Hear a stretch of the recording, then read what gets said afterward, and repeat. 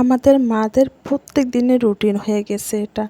বাচ্চাদের সুন্দরভাবে খাইয়ে রেডি করে স্কুলে নিয়ে যেতে হবে।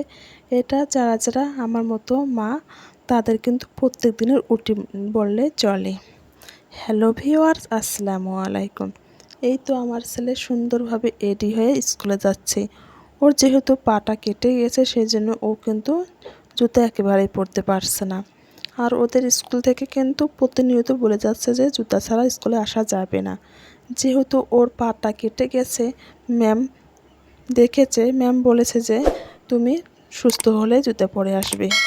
এইদিকে দেখুন প্রচণ্ড প্রচণ্ড রোদ, কয়েকদিন ধরে এতটা পরিমাণে রোদ হচ্ছে যা বলার মতো না। এদিকে আমার ছেলেকে রেখে কিন্তু আমি বাসায় এসে রান্নাটা করছি। আজকে আমি কিন্তু সিদ্ধ আলুর ডাল রান্না করব। এই ডালটা আমি সুন্দরভাবে এখন কষিয়ে নেব, তারপর কিন্তু আমি পরিমাণ মতো পানি দেব। কেউ কেউ দেখা যায় যে ফোড়ন কিংবা বাগার দেওয়ার সময় যে পানিটা দেয় সেটাই ডাল হিসেবে রান্না করে, কিন্তু আমার খেতে একেবারেই ভালো লাগে না। আপনারা সুন্দরভাবে আগে কষিয়ে নিয়ে পানি দিবেন, এই ডালটা কিন্তু খেতে দারুণ হয়। এদিকে কিন্তু আমি কিছুটা বাটা মাছ ভেজে নিচ্ছি। বাটা মাছগুলো এইভাবে ভেজে খেতে আমার কিন্তু প্রচণ্ড ভালো লাগে। আমি যেহেতু একাই খাবো সেই জন্য আমি অল্প কয়েকটা ভেজে নিলাম। খাওয়া দাওয়া সমস্ত কিছু কমপ্লিট। এখন হলো বিকেল 4টার সময়। 4টা হলে তো আমাদের বাসার সামনে যে মহারাজার স্কুল আছে সেখানে কিন্তু খেলা হচ্ছে। আমি কিন্তু ওইখানে একদিনও যেয়ে খেলা দেখি না, বাসা থেকেই যেহেতু দেখা যায়। আর সত্যি কথা বলতে আমি কিন্তু খেলার কিছুই বুঝি না, সেই জন্য আমি বাসা থেকে একটু দেখতেছি। এটা হলো সন্ধ্যাবেলা। আজকে ভাবছি আমি ডিমের চপ বানাবো। আজকে যেহেতু আমি এই প্রথম চপ বানাবো, কীভাবে বানাবো সেটা বুঝে উঠতে পারছি না। আমি কিন্তু ডিমটা সুন্দরভাবে সিদ্ধ করে কেটে নিয়েছি। এরপর কিন্তু আমি বেসনে সুন্দরভাবে দিয়ে দিচ্ছি। শুধু শুধু ডিম বেসন এইভাবে দেওয়া যায়, তাহলে কিন্তু বেসনটা একটু গাঢ় রাখতে হবে, পাতলা করা যাবে না। আমারটা মনে হচ্ছে আরও একটু গাঢ় রাখলে ভালো হতো।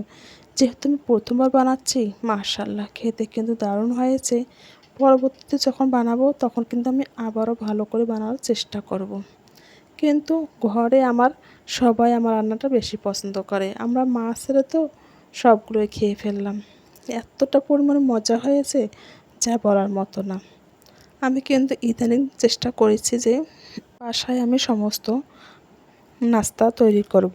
আমার ছেলে যেহেতু ভাতের চেয়ে নাস্তাটা বেশি পছন্দ করে, ভাবছি ওকে আমি বাইরে থেকে কম খাওয়াবো। আমি বাসায় সমস্ত কিছু রেডি করে ওকে খাওয়াবো। কেননা এই চপটা যদি আমরা কোথাও দোকান থেকে কিনে আনি, সেখানে কিন্তু তেলটা যে ব্যবহার করে সেই তেলটা কিন্তু একেবারে ভালো না। সেই জন্য আমি বাসায় রান্না করব, তেলটা আমার ফ্রেশ ভালো তেল থাকবে এবং রান্নাটা আমি সুন্দরভাবে করে নিতে পারবো।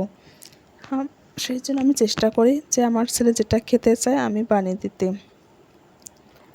এদিকে কিন্তু আমার ডিমের চপগুলো হয়ে যাচ্ছে। খেতে কিন্তু দারুণ হয়েছে, অনেকটাই মজা লেগেছে আমার। আমি কিন্তু আবার পরবর্তীতে বানাবো। এবার কিন্তু আমি বেগুনের চপ, ডিমের চপ সম্পূর্ণটা বানাবো। দেখুন কতটা সুন্দর হয়েছে, তাই না? আমি কিন্তু আরও একটু ভেজে নেব, যাতে মুচমুচে খেতে হয় সেভাবে ভেজে নেব। আপনারা সবাই চেষ্টা করবেন বাসার মধ্যে কিছু না কিছু তৈরি করে খেতে, দেখবেন অনেকটাই ভালো লাগবে। বাসার জিনিস কিন্তু অনেক সুন্দর হয় খেতে। এখন পর্যন্ত যারা আমার ভিডিওর সঙ্গে আছেন প্লিজ একটা লাইক করে দেবেন, চাইলে আমার চ্যানেলটা সাবস্ক্রাইব করে রেখে দিতে পারেন। খোদা হাফেজ।